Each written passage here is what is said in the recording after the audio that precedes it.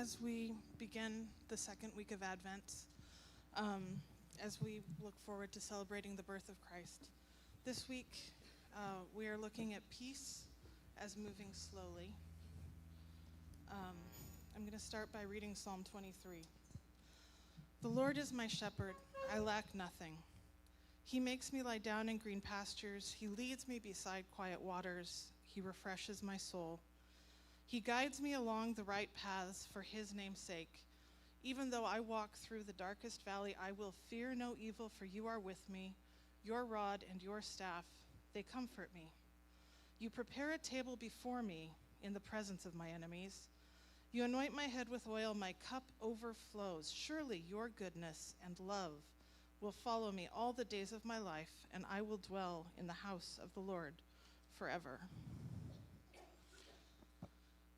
Japanese theologian Kosuke Koyama describes love as having a speed, and it's slow, not fast. In the same way, peace has a speed. It's a measured pace, hand in hand with Jesus, letting him lead us and restore us. One reason we don't experience the peace of Jesus is because we don't move at the pace of Jesus. Dallas Willard said the best way to describe Jesus' posture was relaxed. We need to slow down, often quite literally, to embrace his peace. Theologically, you don't have a body, you are a body, and much of our anxiety is bodily. It's the result of hurry, stress, and noise pollution on our central nervous systems. The movement and busyness of modern life is like a war of attrition on our peace. It has been said the soul often is re-educated by the body, so yielding to Jesus and experiencing his peace includes submitting our bodies to his wisdom, getting good sleep, driving slower, getting out in nature, and practicing the Sabbath. And I will be perfectly honest, as I was preparing for this week, I'm like, yeah, I'm doing pretty good. And then it got to getting good sleep. And I was like, ouch, this is not nice to call you out like that. And not that, and I realized some things we don't think of as spiritual disciplines are. For me, sleep needs to be a spiritual discipline, not that God is calling everybody to get 8 hours of sleep. You know how much sleep you need, and you know if you're getting it or not, and I'm not, so I'm working on that. But we slow down, using our minds too by meditating on Scripture and letting God's words fill our imaginations and quiet our bodies. Through its language of Psalm 23, we can picture the Good Shepherd leading us, unhurried, beside quiet waters, his hand keeping us close and directing our attention to the beauty all around. As we celebrate this second week of Advent, I encourage you this week to think about what your body is communicating to you about your current pace of life. And what are some simple practices, driving slower, putting your phone away, going to bed earlier, that you could adapt to slow your body down. I would like us to take a moment. I would like to read through Psalm 23 again. And I'd like you to take a minute to close your eyes and picture yourself, as I read this, walking with the Good Shepherd who loves you and cares for you and wants the best for you.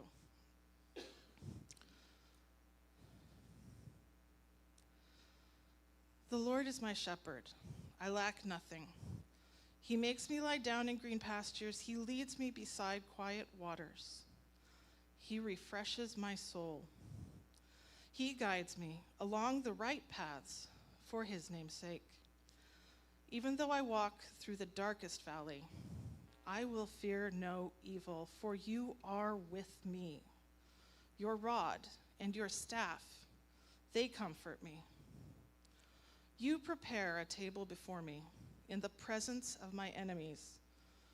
You anoint my head with oil, my cup overflows, and surely your goodness and mercy and love will follow me all the days of my life, and I will dwell in the house of the Lord forever.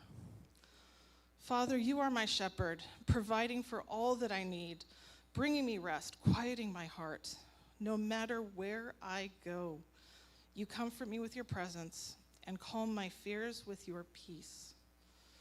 When I start to worry, when the valley is deep, slow me down so I can see your goodness. Amen. Before the message this morning, I just have two quick, I'm not going to number them because that never goes well. I have several quick announcements to make. First off, if you are new here, please take a moment to fill out the connection card. We would love to get in touch with you and see how we can connect with you and help you on your walk with Christ. If you are a member, please feel free to give in the black donation boxes at the back. We appreciate your help in keeping this ministry going so we can serve the community. Especially one way we're coming up to serve the community, we will be having a toy distribution this coming Saturday, the 14th. We need help from 9 to 12 as families will come to do shopping from donated toys. So we're going to need help with that, with helping. I don't know what you'll be doing. Ask Shar if you have questions, but we need help. Also, if you know any families that need help with toys this Christmas, please connect them with our church and with Shar and let them know that we're doing this so we can give them help. And then we are doing a special Christmas service on the 22nd where we are inviting members of our church community to share their talents, which are many. Today is the last day to sign up. If you would like to be part of that, there's a sign-up sheet out in the foyer. Thank you.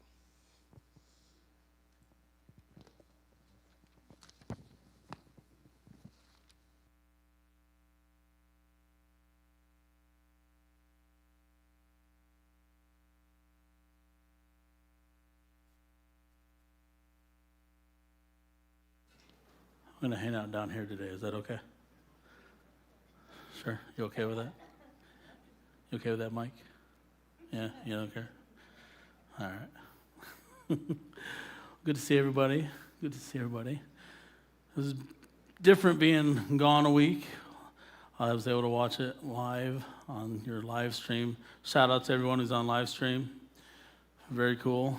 Very cool. It's neat to see it from that perspective. And the option to be able to see it from that perspective. So it's very cool that you guys have that, be able to chime in that. And watch my dad speak. Hopefully that he did a good job. You guys appreciate my dad speaking last week. Hopefully that was good. I'm glad he was able to fill in last minute for that. So yeah, this week we're going to be talking about the sermon titles. Lost, now found. And we're going to be settling in Luke chapter 15. And there's 3 stories in Luke 15, but we're going to kind of zone in on a couple. We may get to the third, that may push over to next week. But this week's kind of been one of those up and down weeks for me. Like it has some good moments, and there's been some very challenging moments. And a good moment, I was able to go watch my grandson's first Christmas concert that he put on. He's in 2nd grade, and he had an awesome Christmas concert. And this is the first year he actually kept his head up, and he sang, and he was smiling. Normally he's like this, and he doesn't do anything, and he belted it out, even saying when he wasn't supposed to, which was awesome. So we got that on video, so it was very cool to see.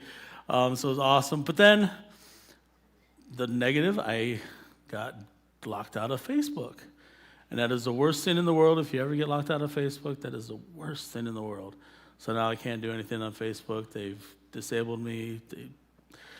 I don't know what's going on. But anyway, so ups and downs, but that's life. That just happens. So, but now I'm here, so that's a positive thing. So I'm able to be back. COVID is over. My throat's a little bit off and up and down, but that's still there. So, but we're looking at Luke 15. I'm going to use my electronic Bible this morning.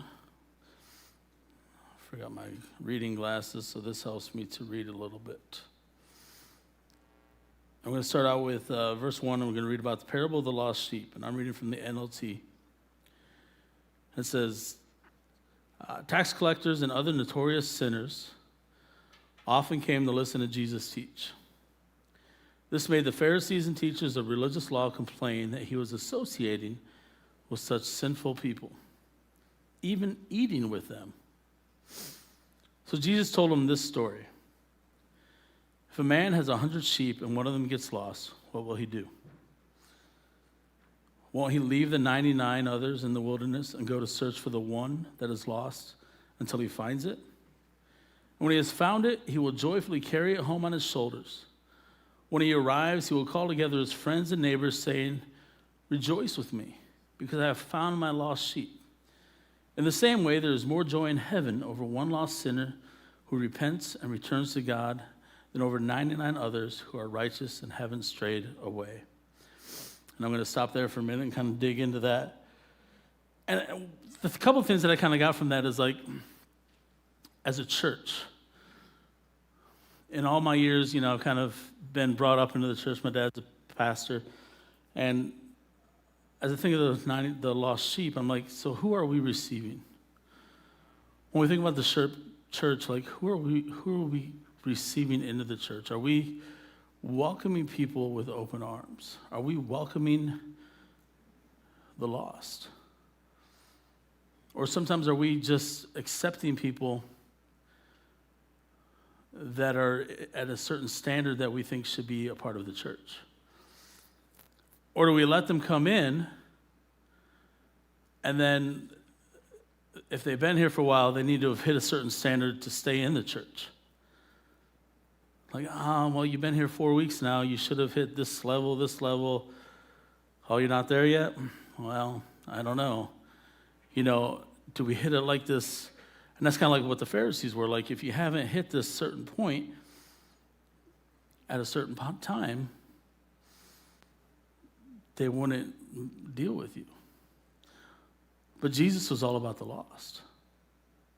And somehow the church needs to get back to going for the lost. And so when we look at this story about the 99 and the lost, and so when he left the 99, what I found significant about that, at the 99 were fine because they were with community. And that's what the church is. It's about community taking care of each other. So they were okay because they were with each other, taking care of each other. And Jesus went off, and the shepherd went off to find the one that was by itself. And what I find out curious about the one with the lost sheep is sometimes the lost sheep doesn't know they're lost. They get strayed away, they get disoriented, they get kind of just off the beaten path, and they're not sure that they're lost. And so until somebody comes to find them or comes looking for them to say, hey, did you realize that this isn't the way you're supposed to be going? This isn't the path that we're on. We're over here. And they're like, oh, wait, oh yeah, so they need direction because they're new into what God has called them into. And so sometimes a lost sheep doesn't, directly just go off the path because they're trying to leave the church or trying to leave Christ. They just stray off because they're not sure what they're doing. And so it's up for the shepherd to kind of lead them back into the fold of community so that we can then help them, bring them up and nurture them and guide them and give them strength. And that's what bringing them into a church and bringing them into a gathering helps with. And so that's where our love comes in. That's where all of this comes into fruition, is the fact that if we're not open to allow people to fail or to be at fault or to mess up, if we need people to be a certain standard to come into the fold or come into the church or come into our group or any of these things, we're never going to grow to the place that God wants us to grow. We're never going to reach the place that he wants us to reach to because we expect too much and we don't look at our own. And so then it comes back to, are we looking at our own life? Have we looked at our own life to take value or take stock of who we are? Because too often we look at other people and we're like, well, they've done pretty good for a while, but I saw what they did last weekend, or I've seen something I can't check anymore. I've seen their Facebook posts. I've seen what they did, on there. And we start to judge their life. But then, have we taken stock of our life? If someone was to turn around and look at our life and go, hey, what about you? We have to be careful when we're looking at other people's lives, because we have to look at our own life and realize that we're not perfect either. The Lord wants us all to be a part of his heavenly realm. And that's what the church is about. It's a place for imperfect people. If you go to a church and it's all perfect, you're in the wrong place. You're in the wrong place. Or if you're trying to make it perfect, you're in the wrong church. It's about bringing imperfect people to a place where we can all grow together and build each other up. And so when he was able to leave the 99, it's because the community was building each other up and strengthening each other and comforting each other and protecting each other. And he had to go find the one that was lost. And when he brought it back, the 99, they celebrated. Called all of them together and said, hey, we got the one. He came back. Let's celebrate. Let's bring this together. And the angels celebrated. And when the angels celebrate, that means we should all celebrate because that's a glorious victory.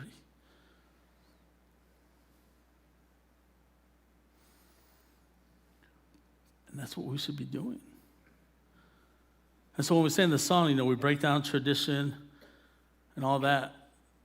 That's what we're talking about. Sometimes we come to church and we have this, we got to do this, and this. And we don't get all that stuff in. I don't know. Was that a complete church service? Maybe, maybe not. Gotta let that Holy Spirit loose sometimes.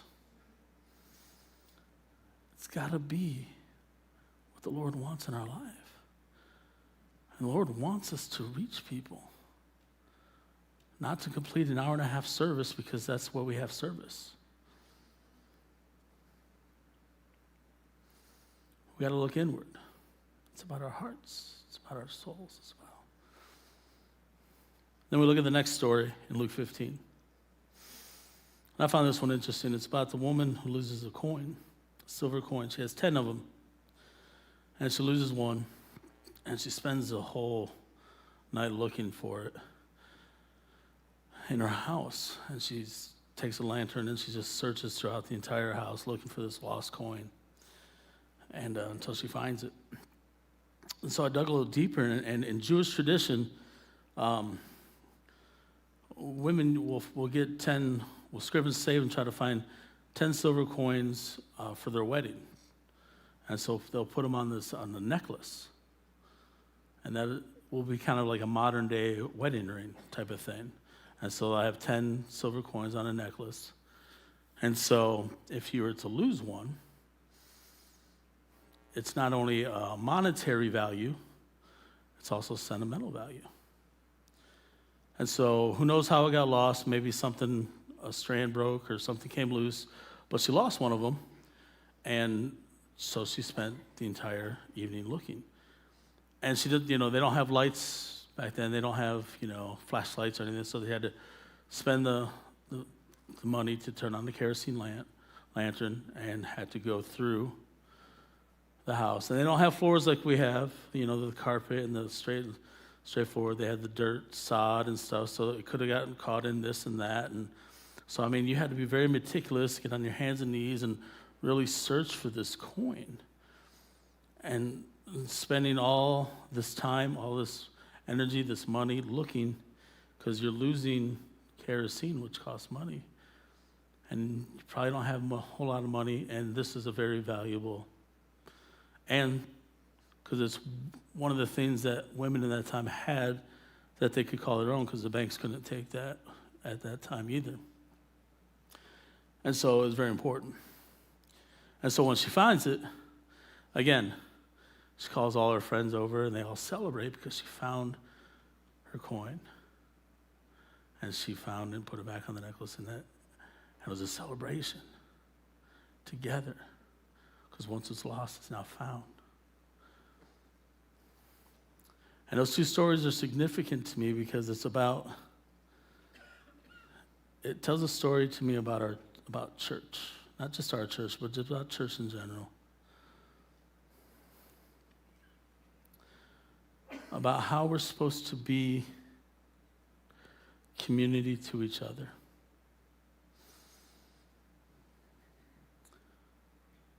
Being a pastor's kid, sometimes I'd grow up and I'd come to church, and my friends to church would be when I would come to church on Sundays. And the relationship with them sometimes would not go past a Sunday morning. On Sunday, they'd act like I was their best friend, but during the week, I wouldn't hear from them. That's not community to me. Community to me is during the week, I would get a phone call, or I'd get a stop by or something. And that's what our church needs to be, especially at the place that this church is at. We need to build community with each other. I mean, look around the room if you see somebody that's missing today, somebody that's normally here. Are you going to wait till they show back up to find out how they're doing? You know, wait till next Sunday to go, oh, hey, I missed you last week. Where you been? How you doing? Or are you going to call them up? Are you going to find out, hey, I missed you Sunday. How you doing? You doing okay? We're going to check on them. We're going to see what's going on. I mean, we can let Liz call them all. She does a good job, I know that. But we're a family. That's what we do.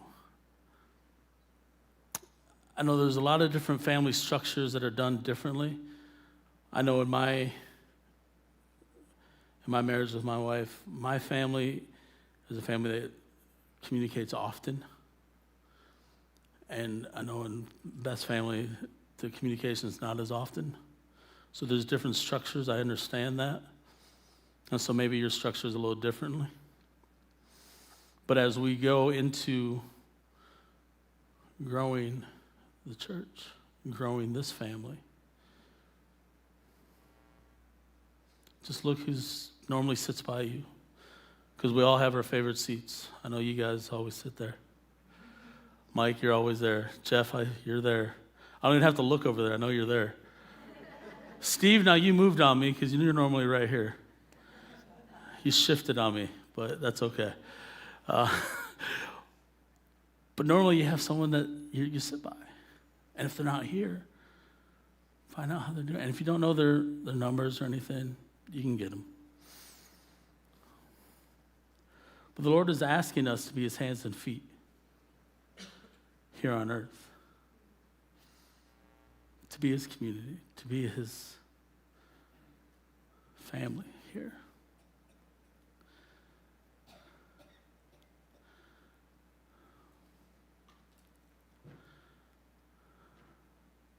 And we will grow together. We will love each other. And when we celebrate together, it will be a party. And 22nd is going to be our celebration. It's going to be amazing. But we can celebrate before then.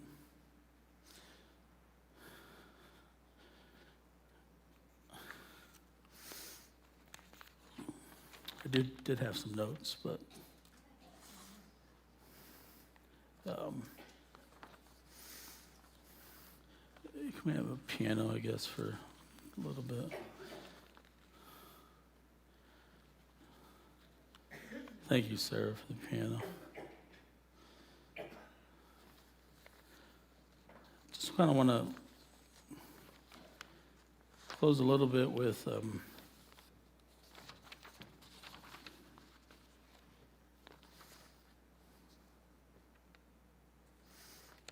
just a moment, just a little prayer time.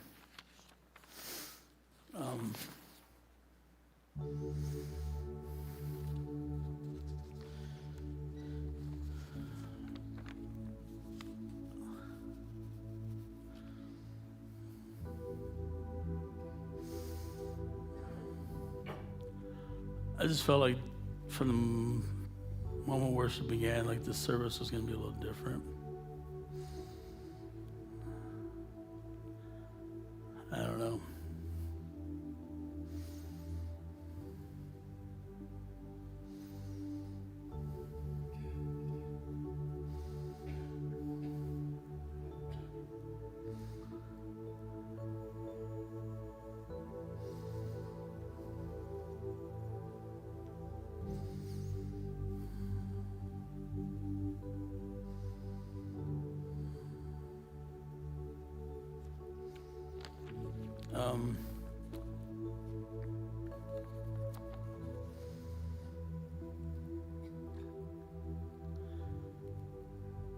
As we get into the Christmas season, we just kind of came out of Thanksgiving, which is awesome. But as we get into the Christmas season, there's a lot of reasons to celebrate.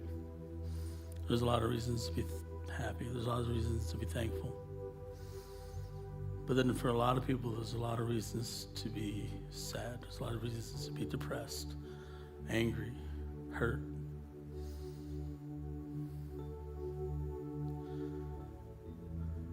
A lot of people need support.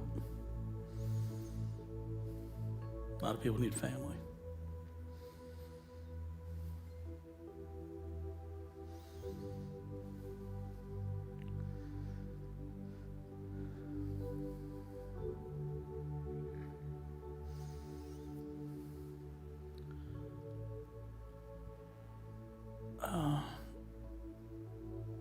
I feel like we need to get into some groups for prayer.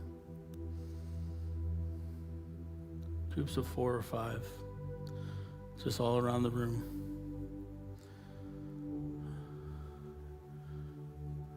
And as you're in those groups, just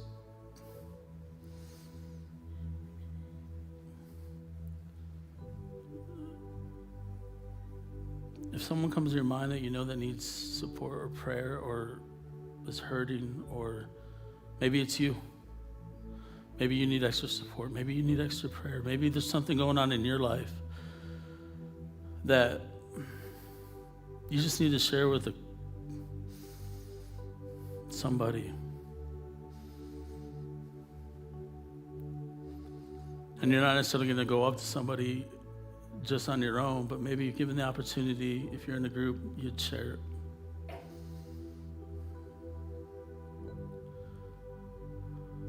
And you just need some prayer. I just feel like we just need to make room for God to let people open up.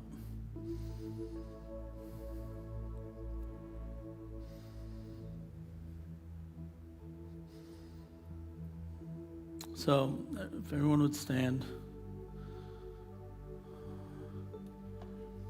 and find, and maybe even if you want to find people you don't know, you can, or just find groups of 4 or 5 and then pray together.